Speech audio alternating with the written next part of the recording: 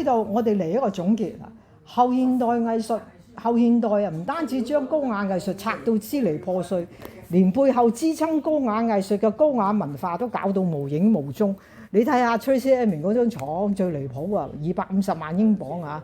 艾美美咁除晒衫褲，咁呢啲係咩藝術啊？唔好講係咩文化。好咁，所以只有高雅藝術先有高雅文化啊！咩文化就有咩藝術啦。好具體，譬如基督教佢係教堂啊，建築都係藝術嚟㗎。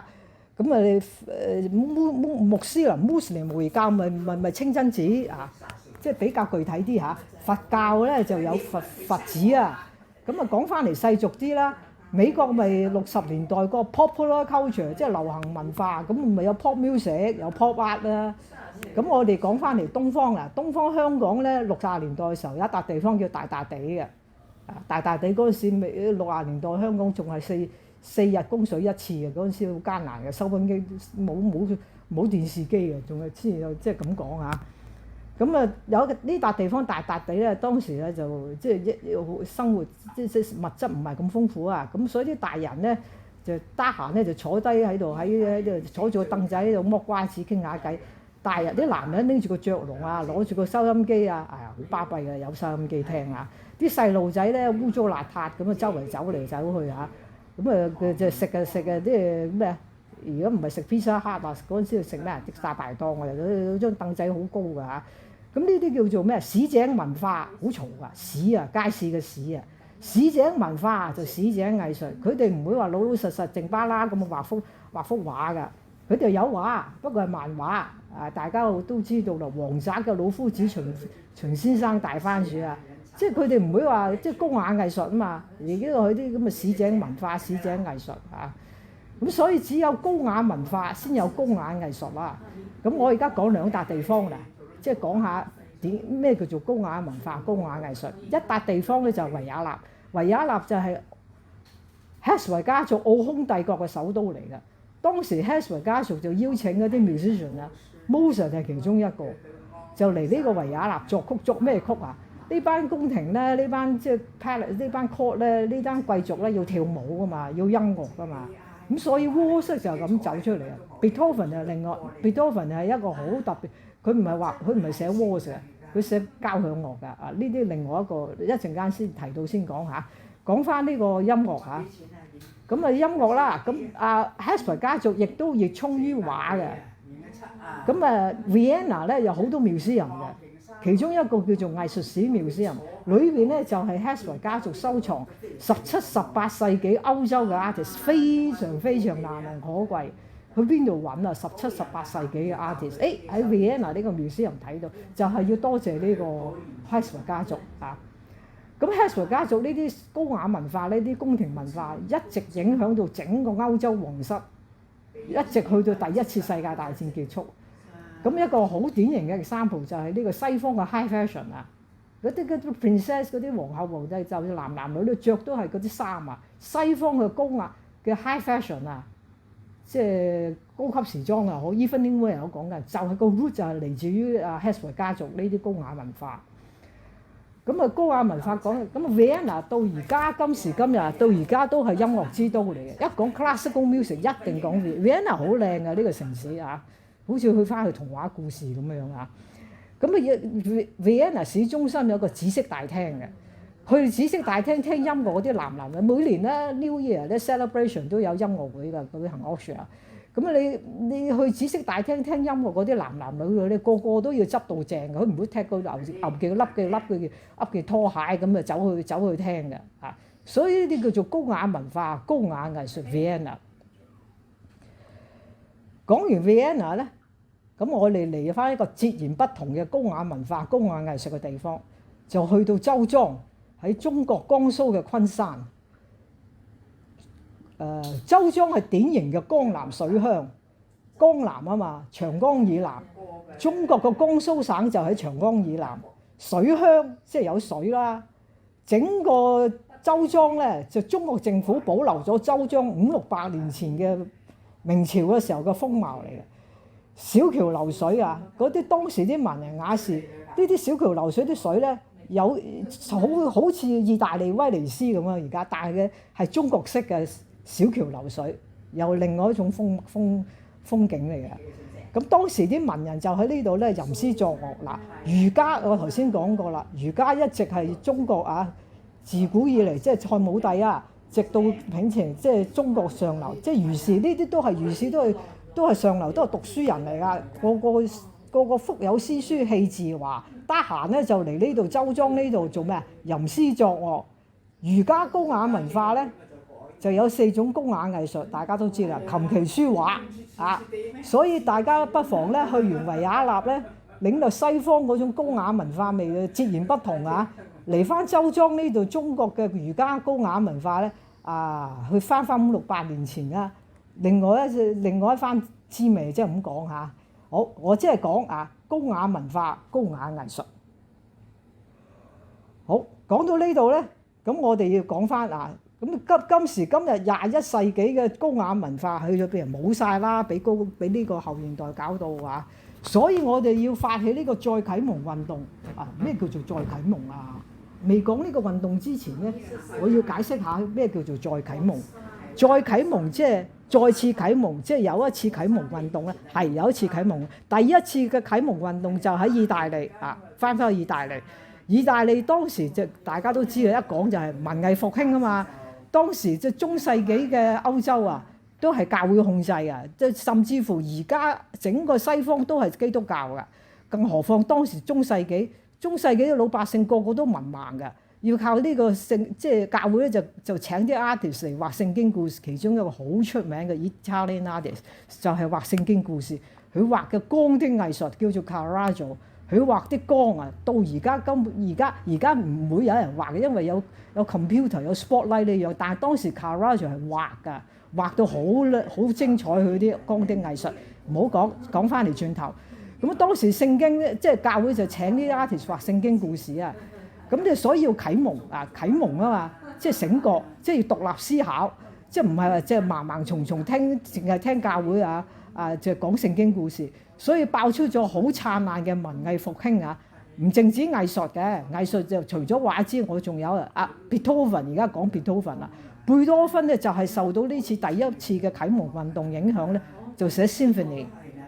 貝多芬耳聾㗎，但係佢唔阻礙佢作曲㗎，佢可以指揮佢自己啲 symphony 㗎。好，咁文咧就詩鬼佬有詩呢樣嘢好似即係文藝復興唔係淨止個當時上層教會啲貴族係學拉丁文嘅，學拉丁文嘅，咁有詩呢樣嘢啦，開始文藝復興唔講啦，呢啲係 history， 大家大可以喺手機又好乜都，甚至係親臨去完 Vienna 不妨去羅馬去聖 Paul Cathedral 啦，岳高頭咪就係 Michelangelo 畫嘅天父在上 ，Michelangelo 大家都知啦，唔講啦。好，講翻嚟21世紀嘅再啟蒙運動21世紀嘅再啟蒙運動咧就不分東不分西，既然喺香港發起，我哋有中國嘅支持。喺香港發起，還翻個公道俾香港 artist， 還翻個公道俾啲香港納稅人，無啦啦花碌碌啲銀紙全部落晒外邦人手，連自己啲 artist 都冚唪唥攏埋一邊，陰公真係。所以香港政府經過香港政府同立法會啲手咧，啲錢冚唪唥係流晒於外國人手，佢買埋晒啲無底深潭，買嗰個互聯網雪櫃 digital 雪櫃嗰個韓國嗰個賣嗰個買嗰個係邊個 Empress 第二把交椅係個 chief 係叫 Doreen 中，韓國仔嚟㗎，佢自己幫自己同胞佢而家敢公開佢自己買就俾咗幾多錢，使咗納稅人幾多錢所以香港政府同立法會難辭其咎亦都係毫無文化自信以為鬼佬外邦佬即係總言之唔係香港人講咧，就信晒佢哋講藝術就藝術。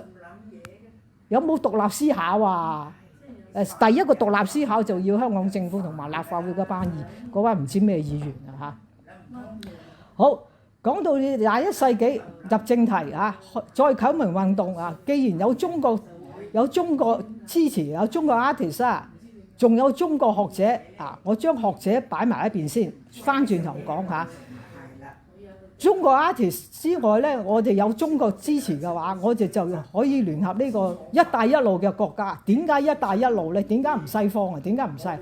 我哋講翻一帶一路咧，就一路咧就俾啲西方打壓咧，呢啲國家仔呢啲壓咧，俾呢個西方歷史文化內不特止即係俾佢哋燦爛得多啊！我講三笪地方，第一個就高加索唔係 Armenia 就喺絲綢之路，中國就喺西出長安啊，即係今日嘅西安啊，經過中亞六國出到西方咧，最盡咧就係 Armenia 相對於所以 Armenia 相對於西歐咧，佢係東；相對於我哋東呢邊咧，佢係西，所以佢糅合中西。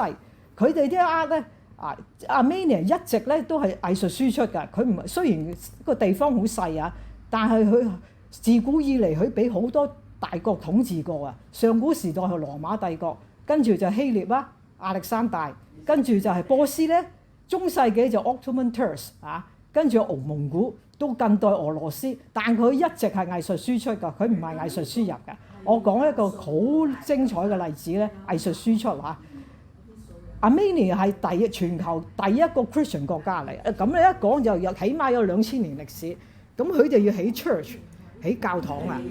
今時今日嘅伊斯坦堡就係拜占庭嘅君士坦丁堡。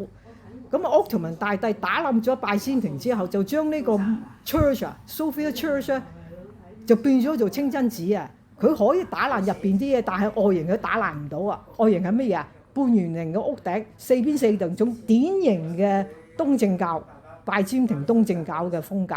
你克里姆林宮嘅俄羅斯 Russia。佢又係半圓形嘅屋頂，四邊四棟，咁咪就東正教咯，唔係就係嗰個 root 嘅根啊，就係 Armenia 啲 artist 所創。講到呢度啊，中國嘅Armenia 啲 artist 咧，今時今日咧，佢係 Christian 㗎，佢係 Christian 嚟㗎，但係西方嘅 Christian 佢畫唔到啊，因為 Armenia 糅合佢有接受有東嘅味道啊嘛，東方氣質。佢哋有山水畫㗎，但係佢哋啲山水畫係 colour 㗎，有顏色㗎，就唔有別於呢邊嘅國畫山水畫。咁佢背後亦都有佢嘅哲學觀啊！嗱，啲山水畫唔係簡單山水畫嚟㗎，佢係寫意藝術嚟㗎，背後係有哲學儒家哲學理念㗎。咁佢啲 Armenia 呢啲山水亦都係啊！我哋會專開另一個 chapter 專講值得講 Armenia 呢啲 artist 啊！今時今日 Armenia 啲 artist 喺美國嘅紐約嘅 art 市場咧係有價嘅。好，講到呢度 Armenia。第二笪地方要講阿富汗。哇，講起阿富汗，咪美國俾個打到啦。但係阿富汗呢笪地方咧就係亞歷山大大帝啊，去到東啊，打到最東就去到呢個阿富汗呢笪地方。當時唔係叫阿富汗嘅，就亞歷山大大帝最後一個將軍咧就喺呢度起咗個王國。咁最後咧公元177年啊，就俾4個蠻族就打冧咗呢個希臘將軍起嘅王國。咁啊，所以佢哋呢個遺風啊，呢啲希臘遺風啊，就即係呢笪地方畫嗰啲佛像咧，畫啲畫咧，着嗰件衫就希臘式服飾嚟嘅，但係佛嚟㗎。呢啲係咩啊 ？Cantorial art 犍陀羅藝術啊！你講緊公元2個世紀、3個世紀啊？美國喺邊度啊？OK， 阿富汗。第三笪地方咧，又講翻呢個伊斯坦堡君士坦丁堡咧。君士坦丁堡就喺呢個黑海嗰個口岸嗰度啊，經過呢個 Bosphorus 唔係即係咁講啊，一個海峽啊，嗰個海峽就係好出名㗎，就係分開歐洲亞洲嗰個海峽咧，落去咧就愛琴海，尾到愛琴海有個半島㗎，呢個就巴爾幹半島。巴爾幹半島咧上面有好多國家仔㗎，一個 Albania、波斯尼亞呢啲咧，一係就 Christian 國家 Albania，Muslim 就7成係 Muslim 嚟㗎，3成係東正教啊。總言之咧 ，Christian 又好 ，Muslim 又好，佢哋畫啲畫咧有別於呢個純西方嘅 Christian，亦都有別於純阿拉伯嘅 Muslim 畫。咁啊，值得咧每一個國家仔，就算中亞六國，佢哋啲 culture，佢哋啲文化歷史都好燦爛㗎。講緊哈薩克斯坦、烏茲別克嚟數咧，阿塞拜疆咧、土庫曼、克吉伊吉斯坦。我而家咁講先提起啫。你喺西方藝術嘅根本就冇人知呢啲國家仔。好，所以我哋值得同呢啲一帶一路啲國家，咁啊唔淨止一帶，我哋歡迎美國啲 artist， 但係我哋點解要聯合咧？喺呢次再啟蒙運動一個新嘅，我哋呢個21世紀再啟蒙運動嘅口號咧，好似於儒家又有一個口號㗎，佢哋係修身齊家治國平天下以前，但係今時今日21世紀，我哋亦都係8個字。和平包容開放共享，我哋唔係好似西方咁啊，喐啲就打你啊！你唔聽話就打。我哋講和平包容開放共享，齊將呢個高雅文化、高雅藝術搞翻出嚟啊！值得海上絲綢之路咧，亦都啲國家啊，當時泉州啊，中國泉州啊，喺當時喺海上絲綢之路嘅起點終點嚟㗎。好多阿拉伯人就經過海上絲路就嚟到泉州定居嘅，整個泉州好有阿拉伯風味嘅，無論食又好，墓葬又好啊。好，講到呢度，咁啊，整個再啟蒙運動，我哋期待啊，我哋會要下一回分解專講Armenia，專講呢個再啟蒙運動啊。最後要講個再啟蒙，我頭先講嘛，另一個大特點有學者參與。點解有學者咧？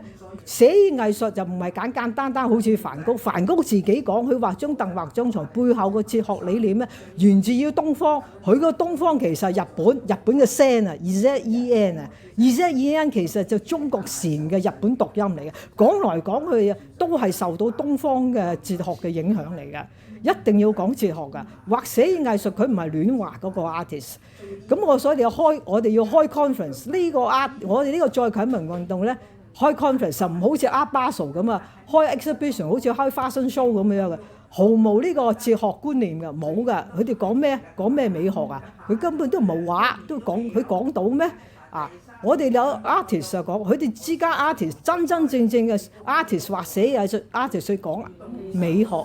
佢呢種美咧就唔係設計嘅美，係講心靈美啊！呢啲咧由 artist 同佢咁，你呢啲美咧，亦都要跟住於有哲學嗰個觀念、哲學嘅支撐嘅。所以我哋有學者嗱，歐洲點都去歷史文化耐過好過美國啊！歐洲而家將中國個禪啊納入呢個精神科學。好，我哋將呢啲學者同 artist 一齊開 conference。目的仲有一個更大嘅目的咧，就係教育市場。你有錢啊，有8000萬買1.8個億嘅，你都唔係買13個面具翻去做乜嘢啊？真正嘅藝術啦，真正嘅寫意藝術啦，嗰啲 artist 達到咩啊？你睇到佢幅畫，淨化心靈，通往心靈之光啊！你睇你阿 Tracey Emin 嗰張牀。美咁剝晒衫褲，你點樣淨化心靈啊？點樣通往藝術之光啊？所以高雅藝術啊，就係講美，講心靈美不特止啊！佢仲個價值喺邊啊？無價之寶，你8千萬又好，1.77個億好，買埋批咁嘅爛鬼中國畫，咩叫做價值？真正嘅畫無價之寶嚟，你有錢都買唔到啊！你山水畫得閒去故宮，去北京故宮咧，又要多謝乾隆收藏咗宋明嘅山水畫，你去睇下唔賣㗎。Da Vinci 蘋果畫，即係 Paul Cézanne，全部都除非私人收藏攞出嚟拍賣㗎咋啊！咁啊，呢一個係價值，無價之寶嚟㗎。第二就無分時間，到而家 Da Vinci 嗰幅畫喺度啊，山水畫喺度，800年歷史，法王都喺度啊！你嗰隻鴨1個億啊，而家喺邊啊？講到你咁啊，我的床啊，My bed 啊，Tracey Emin 攞走250萬英鎊啊，嗰張床咪掉咗去啦。講起呢樣嘢咧，就講起個紙箱啊。我有一年咧就去Art Basel啊，行下就碰到幾個紙箱，我以為係垃圾箱，哇！俾個菲律賓 artist 追住嚟，就嚟打咁嘅意思。我問佢：你呢個紙箱係咩嚟㗎？佢話唔係㗎，佢話裝置藝術嚟㗎。佢呢個紙箱就代表嗰啲同胞到處為家，唔係紙箱嚟㗎，係藝術嚟㗎。咁而家呢個紙箱喺邊啊？即係不受即係時間嘅喺度，永遠喺度嗰幅畫。好，講到呢度，咁再啟蒙運動，我哋會發起嚇。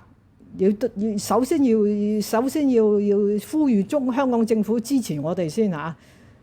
希望佢哋香港政府有啲良心啦，support 翻自己啊，講得好聽啊，要將香港藝術中心啊嘛。好，最後我嘥5分鐘開講另一個題目，不過今日只係開個引子啫，下回分解下。嗱，高雅文化先有高雅藝術啊，亦都只有高雅藝術先至可以打造到高端產品、奢侈品嘅設計。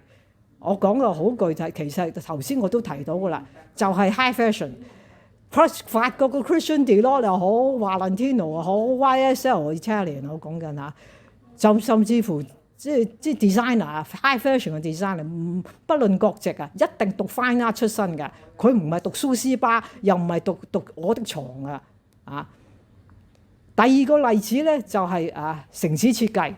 巴黎咧喺19世紀，直到 Paul Cézanne 之前咧，個 modern art 之前咧好污糟㗎，就係因為你有 modern art，你搞藝術你唔可以咁污糟㗎嘛，所以巴黎政府咧就搞翻個抽水馬桶先，整翻乾淨條街先，唔好咁臭先啊。第一，咁啊第二咧就整翻條 Avenue Champs-Élysées 啊，康薩利舍大道啊，咁先至靚整個巴黎。好。我哋既然有高雅藝術，有高雅文化，大可以將大灣區打造成藝術灣區。好，講到呢度，點樣搞呢？下回分解。多謝。